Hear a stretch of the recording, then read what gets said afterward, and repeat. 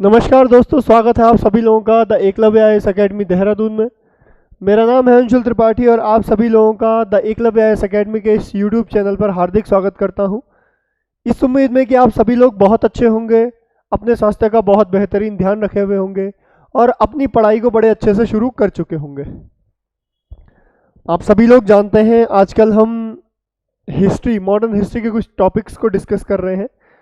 साथ ही साथ ये जो वीडियोस हैं वो कुछ स्पेसिफिक एग्ज़ाम्स ओरिएंटेड बनाई जा रही हैं ताकि आप लोगों का जो कॉन्सेप्ट है उसमें क्लियरिटी आ सके। अच्छा, तो कारण क्या है? कारण ये है कि हम बार बार पहले भी काफ़ी बार डिस्कस कर चुके हैं कि अभी जो आयोग ने पैटर्न शुरू किया है वो कॉन्सेप्ट, यहाँ तक कि ग्रुप सी के एग्ज़ाम्स होते हैं यूके ट्रिपल एस सी, उन्होंने भी जो एग्जाम में क्वेश्चंस हैं उनको कॉन्सेप्चुअल बनाना शुरू कर दिया है। ठीक, तो इसीलिए हम बार बार इस बात पर फोकस कर रहे हैं कि आप लोगों के कंसेप्ट क्लियर होना कितने ज़रूरी है, ना कि केवल फैक्ट को याद करना। ठीक, तो आज किस प्रकार से हम मेंस और प्रीलिम्स में अलग अलग कैटेगराइजेशन करते हैं ये हम देखेंगे एक टॉपिक के माध्यम से। ठीक है, और वही टॉपिक है जो हम आगे पढ़ चुके हैं और उसका जो नेक्स्ट टॉपिक है उसी में देखेंगे हम आगे। ठीक, तो यहाँ पर कुछ बैचेस स्टार्ट हैं। अगर आप लोग अपनी तैयारी को अच्छे से करना चाहते हैं, ये बैचेस ऑनलाइन ऑफलाइन दोनों तरीके से हैं। अगर आप देहरादून में हैं तो आप ऑफलाइन बैचेस ले सकते हैं, आ सकते हैं आप इंस्टीट्यूट में पता करने डिटेल्स। जो लोग देहरादून में नहीं है, ऑनलाइन अपनी तैयारी को बनाए रखना चाहते हैं, अच्छे से करना चाहते हैं, तो नीचे कुछ नंबर स्क्रॉल हो रहे हैं, आप उन नंबर्स पर कॉल कर सकते हैं, कांटेक्ट कर सकते हैं ताकि आपको डिटेल्स पता चल जाए। ठीक, यहाँ पर लोअर पीसीएस और upper PCS oriented test series चल रही है। मैंने आप लोगों को बताया था कि परीक्षा को कम समय में इफिशिएंटली पास करने के दो तरीके होते हैं। पहला, आप पीवाईक्यूज पर पकड़ बनाएं, और दूसरा कि प्रोबेबल क्षेत्र जिन जगहों से पूछा जा रहा है वहां पर कॉन्सेप्चुअल क्लियरिटी कैसे लाएं। इन चीज़ों से आप कम समय में एग्ज़ाम को आसानी से क्या कर सकते हैं, पार कर सकते हैं। लेकिन आप सभी लोग जानते हैं, क्योंकि हम अभी तैयारी कर रहे हैं लोअर पीसीएस और पीसीएस की, तो हम केवल रिलाई नहीं कर सकते कि हमने प्री निकाल दिया तो प्री निकालने के बाद सिलेक्शन थोड़ना होता है, हमें फाइनल सिलेक्शन पे बात करनी होती है। ठीक, तो इसीलिए फैक्ट के साथ साथ कॉन्सेप्ट जरूरी है। जब आप लोगों ने पढ़ना ही है तो क्यों ना एक बारी में पूरा पढ़ लिया जाए। ठीक है, तो आज का टॉपिक है हमारे पास, हमने अभी तक क्या स्थिति देखी थी। हमने देखा था कि जनरल डायर को, जो पंजाब वाला रीजन है अमृतसर, वहां पर क्या अपॉइंट किया गया, वहां पर मार्शल लॉ लगाया गया और जनरल डायर को बुलाया गया, जिस कारण 13 अप्रैल 1919 में एक घटना हमें देखने के लिए मिली जिसे हम कहते हैं क्या, जिसे हम कहते हैं जलियांवाला बाग हत्याकांड। ठीक है, अब हम अगर उसके बाद का जो घटना है पढ़ें तो वो खिलाफत मूवमेंट है, खिलाफत आंदोलन है। अगर हम ग्रुप सी या फिर केवल फैक्चुअल पढ़ना चाहें तो खिलाफत आंदोलन, दो भाई मोहम्मद अली शौकत अली, और इन्होंने 1919 में एक ऑल इंडिया खिलाफत कमेटी बनाई, गांधी जी को चेयरमैन बनाया, असहयोग स्वदेशी खत्म। अगर हम केवल फैक्चुअल देखना चाहें तो यही है।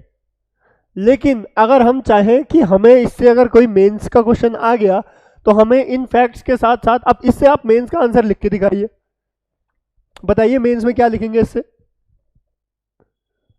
हमें तो घटना ही नहीं पता कि हुआ क्या था, तो यही है बस डिफरेंस। तो अब हम इसको क्लियर करेंगे। अब कैसे कनेक्ट करेंगे, बात 1919 में नहीं होती है शुरू, हमें दिख रही है 1919 में होती हुई क्योंकि हमने डेट 1919 पढ़ ली है। नहीं, बात शुरू होती है 1914 में, जब समय था किसका, प्रथम विश्व युद्ध का, फर्स्ट वर्ल्ड वॉर का। ठीक, अब फर्स्ट वर्ल्ड वॉर का टाइम था तो यहां पर कुछ अलाइज पावर थे और कुछ सेंट्रल पावर थे। अलाइज पावर में थे Britain, France, Japan, Russia and Italy, और जो सेंट्रल पावर थे उसमें थे Germany, Australia, Hungary and Ottoman Empire. अच्छा, तो क्या कनेक्टिविटी है भाई। तो यहां पर सब कुछ साइड रखें, दो बात ध्यान रखें कि अलाई पावर जीत गए थे, सेंटर पावर हार गए थे। ठीक है, ठीक, तो यहां पर एक ऑटोमन साम्राज्य है, ये हमारे लिए इंपॉर्टेंट है कि ये ऑटोमन साम्राज्य क्या था। तो सर बात है 1822 की, कुछ टर्किश ट्राइब्स ने एक साम्राज्य बनाया, एक एम्पायर बनाया, जिसे कहते हैं हम क्या, ऑटोमन साम्राज्य। अब ये ऑटोमन साम्राज्य चल रहा था, आप जानते हैं कोई भी साम्राज्य हो, साम्राज्य चलता है राजा के आधार पर, और यहां पर जो राजा था उसे कहा जाता था कैलिफ। कैलिफ मतलब खलीफा। अब आप लोगों को लग रहा होगा कि यार ये जो खलीफा होता है वो राजा या सम्राट तो नहीं होता। बिल्कुल सही बात है, होता नहीं है। ये अगर देखा जाए तो रिलीजियस हेड होता है, धार्मिक गुरु मान के चले हम। लेकिन जो ऑटोमन साम्राज्य है उसको लीड करने का रोल किसका था, इस कैलिफ का था, इन खलीफाओं का होता था। ठीक, वो ऑटोमन साम्राज्य को राज्य करते थे। क्योंकि हमने दो चीज देखी, राजा भी है, किंग भी है, और रिलीजन भी है। और इस रिलीजन के आधार पर इसकी किंगशिप, जो ये राजा है वो किसकी वजह से है, क्योंकि ये क्या है, एक धार्मिक गुरु है। तो किसकी इंपॉर्टेंस बढ़ गई, धर्म की इंपॉर्टेंस बढ़ गई। और ये धर्म की इंपॉर्टेंस किसकी वजह से थी, इनके धार्मिक स्थल, रिलीजियस स्पॉट्स, उनकी वजह से थी।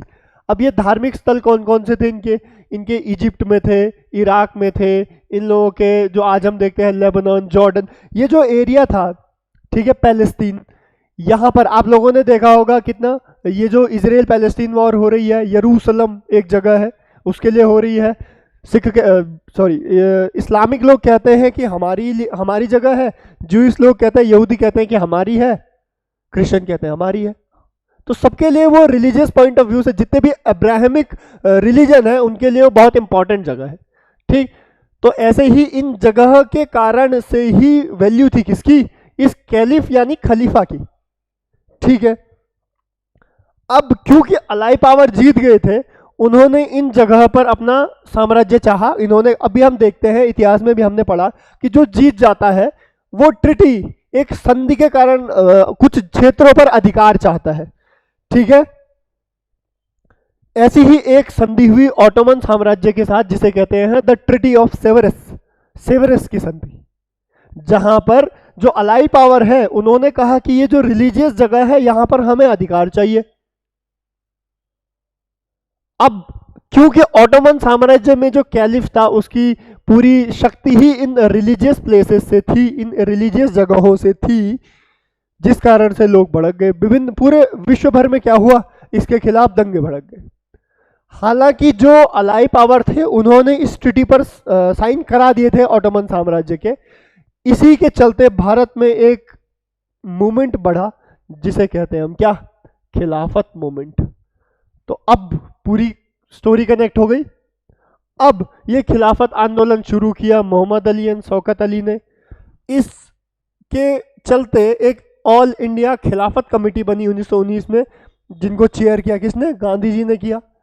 और इसमें दो चीज थी भाई, इन्होंने जितने भी फॉरेन गुड्स थे, जहां पर गांधी जी आते हैं वहां पर दो तीन चीजें साथ साथ आ जाती हैं। एक तो नॉन वायलेंस, जिसको हम अहिंसा कहते हैं, और दूसरा स्वदेशी।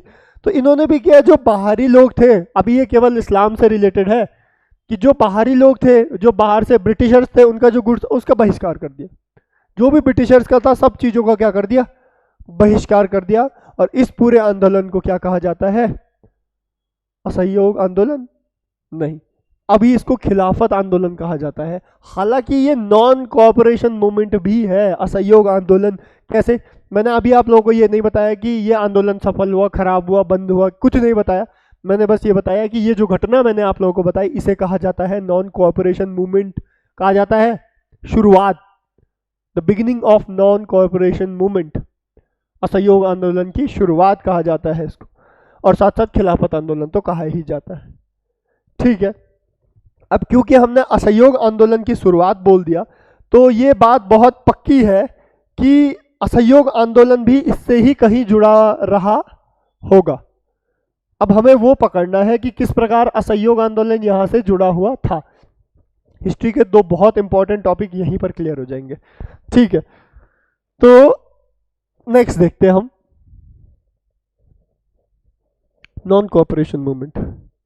फिर अगर हम फैक्चुअल जाएं तो देख लेंगे 1 अगस्त 1920 से शुरू हुआ, फीचर्स थे इसमें, boycott school colleges, court law, legislative council, सबका बॉयकॉट करेंगे, फॉरेन गुड्स का बॉयकॉट करेंगे, और जो ब्रिटिशर्स ने अवार्ड दिए हैं उनको वापस कर देंगे। ठीक, इसके बाद यहीं से रिलेटेड एक घटना देख लेंगे, चौरा चौरी 1922 नियर गोरखपुर, 2 फरवरी 1922 को शुरू हुई, 12 फरवरी को ख़त्म कर दिया। तो ये फैक्ट है, इनसे इतने ही फैक्ट है। अच्छा, एक फैक्ट और आ जाएगा, भगवान अहिर का नाम आ जाएगा कि भगवान अहिर जिन्होंने शुरू किया था। बस ये फैक्ट आए। अब अगर इससे आंसर लिखना है, कैसे लिखोगे? नहीं लिख पाओगे ना। तो फिर कॉन्सेप्ट जानना जरूरी है। कॉन्सेप्ट इसमें कुछ नहीं दिख रहा है, अब कॉन्सेप्ट बनाते हैं। भारत में स्थिति चल रही है खिलाफत आंदोलन की, मुस्लिम्स प्रभावित हैं, मुस्लिम एक्टिव है। साथ साथ हमने 1919 में देखा जलियांवाला बाग कांड और रॉलेट एक्ट, ये चीजें देख ली हमने। जलियांवाला बाग कांड और रॉलेट एक्ट, इसकी वजह से हिंदू भी परेशान है। हिंदू मूवमेंट शुरू नहीं करे हुए हैं, हिंदू ने अभी कोई भी आंदोलन शुरू नहीं किया। आंदोलन किन्होंने शुरू किया है? इस्लाम ने खिलाफत आंदोलन शुरू किया है। अब गांधी जी को एक विचार आया कि क्यों ना इनमें हिंदुओं को भी ऐड कर दिया जाए, तो ये जो आंदोलन है ये कितना बड़ा होगा। ठीक है, और गांधी जी ने इस्तेमाल किया रॉलेट एक्ट और जलियांवाला बाग हत्याकांड कि देखो भाई क्या किया, मुसलमान लोग तो अपने हक के लिए लड़ रहे हैं, आप लोग कब करोगे इनको ज्वाइन? हिंदुओं ने भी बढ़ चढ़ के इसमें भाग लिया और 1 अगस्त 1920 से यह आंदोलन गांधी जी ने क्या कर दिया? शुरू कर दिया। ठीक, अब असहयोग, सहयोग, भाई तुम्हारी सहायता नहीं करेंगे, तुम्हारे साथ कोऑपरेट नहीं करेंगे, इसको जानने के लिए होते हैं हमारे पास फीचर्स। कैसे? बॉयकॉट कर देंगे भाई, जो भी चीज़ तुम ला रहे हो यहाँ पर, हमारा ही रॉ मटेरियल ले जाकर जो फाइनल गुड ला रहे हो उसका हम बॉयकॉट करते हैं, नहीं चाहिए हमको, स्वदेशी की तरफ चले जाएंगे हम। जो स्कूल कॉलेजेस बन रखे हैं, स्कूल जहाँ पर अंग्रेजी शिक्षा दी जा रही है, वेस्टर्न एजुकेशन दी जा रही है, हम उसका भी बॉयकॉट करते हैं। लेजिस्लेटिव काउंसिल, उसका भी बॉयकॉट करते हैं, नहीं ज़रूरत हमको। और जितने भी बड़े बड़े लोग हैं जिन्हें ब्रिटिशर्स ने कुछ सम्मान दिया हुआ है, वो भी हम वापस कर देंगे, नहीं चाहिए भाई तुम्हारा सम्मान। ठीक है, तो ये सब फीचर थे किसके? नॉन कोऑपरेशन मूवमेंट के, असहयोग आंदोलन के। ठीक है, अब इस बीच एक और इंपॉर्टेंट पॉइंट है जिसको आप 2 लाइन में ऐड कर सकते हैं, 2 लाइन में ऐड कर सकते हैं गांधी जी के साथ या फिर इस नॉन कोऑपरेशन मूवमेंट में, कि क्योंकि कॉलेजेस बंद थे, क्योंकि स्कूल बंद थे, क्योंकि लॉ कोर्ट्स बंद थे, इस कारण से जो पढ़ने वाले बच्चे थे उनका क्या हो रहा था? नुकसान हो रहा था। अब देखो, आंदोलन के लिए आप एजुकेशन को सेक्रीफाइस कर सकते हैं क्या? अगर आप कितने भी बड़े लीडर हैं तो आप आंदोलनों के लिए एजुकेशन को सेक्रीफाइस करेंगे बच्चों की? नहीं करेंगे। तो इसीलिए यहां पर क्या शुरू हुए? विद्यापीठ शुरू हुए, नेशनल कॉलेजेस शुरू हुए, महाराष्ट्र विद्यापीठ जिसको तिलक भी कहा जाता था, काशी विद्यापीठ, आप देखते हैं एक जामिया कॉलेज, ये सब इसी टाइम के बने हुए हैं कि आपको एजुकेशन मिल जाए। ठीक, साथ साथ गुजरात विद्यापीठ, बिहार विद्यापीठ, ये बहुत सारे विद्यापीठ हैं जो उस टाइम पे खुले एजुकेशन देने के लिए। ठीक है, ये सब बात फिक्स हुई। अब इसी बीच एक घटना आ जाती है जिसने बहुत इंपॉर्टेंट रोल प्ले किया इस नॉन कोऑपरेशन मूवमेंट में। अब देखो, इंपॉर्टेंट रोल प्ले किया, कुछ जगह पॉजिटिवली करते हैं, कुछ जगह नेगेटिवली करते हैं। यहां पर कैसा हुआ वो हम अंत में देखेंगे, लेकिन एक घटना होती है चौरा चौरी, है चौरा चौरी कांड। ठीक है क्या भाई ये चौरा चौरी कांड? ये भी तो इंपॉर्टेंट है जानना कि है क्या चीज। हुआ क्या कि हम देख रहे थे कि नॉन कोऑपरेशन मूवमेंट तो चल रहा था, 1 अगस्त 1900 उस टाइम पर चल ही रहा था नॉन कोऑपरेशन मूवमेंट 1920 में।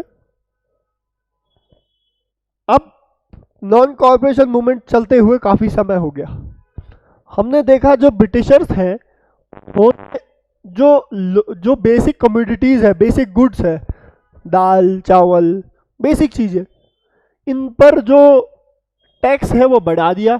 इनका जो दाम था, टैक्स भी छोड़ो, इनका जो दाम था वो आसमान छूने लगे, क्योंकि वर्ल्ड वॉर के टाइम पर भी कुछ घाटा हुआ होगा, उसको भी कवर करना था। तो अंग्रेज दोनों हाथों से समेट रहे थे। यहां पर बेसिक गुड्स, बेसिक कमोडिटीज पर क्या कर दिया इन्होंने? इनके दाम आसमान छूने लगे। और जो शराब है, लिकर, वो घर से घर तक बिक रही थी। तो इस समय पर 1922 में एक रिटायर्ड आर्मी ऑफिसर थे जिनका नाम था भगवान अहिर। उन्होंने एक आंदोलन शुरू कर दिया कि यार ऐसे तो नहीं चलेगा, ये तो नहीं करने देंगे आपको। ठीक है, अब उनके सपोर्ट में कुछ लोग आ गए, क्योंकि ये अभी तक नॉन वायलेंस मूवमेंट बना हुआ था, क्योंकि गांधी जी है तो नॉन वायलेंस हमेशा रहेगा। ठीक है, नॉन वायलेंस अहिंसा के मार्ग पर चल रहे थे। अब अंग्रेजों ने कहा यार लोग ज्यादा जुट रहे हैं यहाँ पर, तो अंग्रेजों ने इन भगवान अहिर इनके जो फॉलोअर्स थे उनको उठाया और पीटा वीटा और इनको जेल में भर दिया।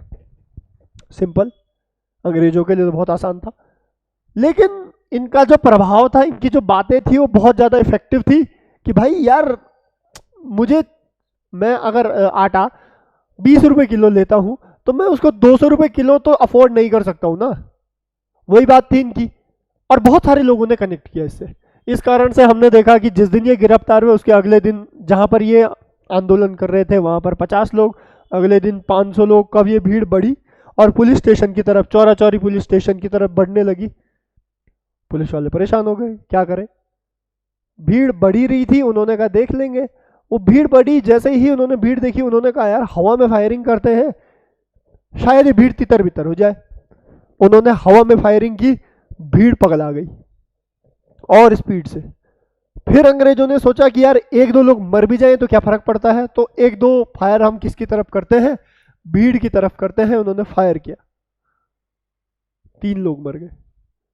जैसे ही 3 लोग मरे तो भीड़ इतनी आग बबूला हो गई, इतने पागल हो गए कि इन्होंने पुलिस स्टेशन वालों को पहले घुसे, उन्होंने मारा ढंग से, उसके बाद सबको अंदर पैक किया और पुलिस स्टेशन में आग लगा दी। तो बताया जाता है टोटल 22-23 पुलिस कर्मी थे वहां पर, ब्रिटिशर्स, जिनको वही अंदर क्या कर दिया गया, जला दिया गया। कुछ बाहर भी आना चाह रहे थे, उठा के वापस फेंक दिया। इस घटना को कहा जाता है चौरा चौरी का। ठीक, अच्छा, अब गांधी जी पर इसका बहुत नकारात्मक प्रभाव पड़ा। उन्होंने कहा कि मैं साला अहिंसा कर रहा हूं, क्यों कर रहा हूं मैं अहिंसा, इतना बड़ा खिलाफत आंदोलन, इतना बड़ा नॉन कोऑपरेशन मूवमेंट चलाया, एक भी इंसान को कुछ नहीं हुआ। हमारे वाले लोगों को, ब्रिटिशर्स में इतना दम नहीं था कि उठा के किसी को मार दे। अब अचानक से इन्होंने वायलेंस में कर दी है चीजें। अब ब्रिटिशर्स को मिल गया है डंडा। अब वो जैसे जलियांवाला बाग कांड हुआ था वैसे किसी को भी क्या कर सकते हैं, पकड़ के पीट सकते हैं। गांधी जी ने दिमाग लगाया, उन्होंने क्या कर दिया, 12 फरवरी 1922 को जो नॉन कॉर्पोरेशन मूवमेंट था, असहयोग आंदोलन था, खिलाफत आंदोलन था, सब बंद कर दिया, वापस ले लिया। ठीक है, तो इस पूरी घटना को कहा जाता है क्या, असहयोग आंदोलन, खिलाफत आंदोलन, ये सब चीज, इसमें चौरा चौरी कांड भी आ जाता है। ठीक, तो ये बहुत इंपॉर्टेंट कंसेप्ट है, फैक्ट है आप लोगों के एग्जाम को लेके। अगर आप इनको अच्छे से पढ़ना चाहते हैं, अपनी तैयारी को बहुत अच्छे से करना चाहते हैं, तो आप द एकलव्य आईएएस एकेडमी के साथ जुड़ सकते हैं। अगर आपको ये वीडियोस अच्छी लगती हैं तो आप इन वीडियोस को शेयर कर सकते हैं, ताकि जो लोग, जिन लोगों को रिक्वायरमेंट है कंटेंट की, वो लोग पहुंच सके इंस्टीट्यूट तक। ठीक, अगर आप लोग इंस्टीट्यूट को ज्वाइन करना चाहते हैं, बैचेस को ज्वाइन करना चाहते हैं, लगातार बैचेस बन रहे हैं, बच्चे आ रहे हैं। मैंने आप लोगों को बताया था कि इस बैच में बहुत लिमिटेड सीट रहने वाली हैं। ऑफलाइन ज़्यादा से ज़्यादा इसमें 50 सीट्स रहेंगी, ऑनलाइन 100 रहेंगी, ऑफलाइन 50 सीट्स रहेंगी। तो इसीलिए आप जितने जल्दी करा सकते हैं एडमिशन उतनी जल्दी करा दीजिए। एडमिशन बाद की बात है, आप एक बार अगर विजिट करना चाहें तो विजिट कर सकते हैं, आप लोगों को ज़्यादा आइडिया आएगा। तो आप लोगों के साथ नेक्स्ट किसी ऐसे ही टॉपिक में डिस्कस होगा। अगली वीडियो में आप एक नया टॉपिक लेके आएंगे आप लोगों के लिए, जो आप लोगों के मॉडर्न हिस्ट्री से रिलेटेड हो, आप लोगों के जीएस के सिलेबस से रिलेटेड हो। तब तक के लिए धन्यवाद, जय हिंद।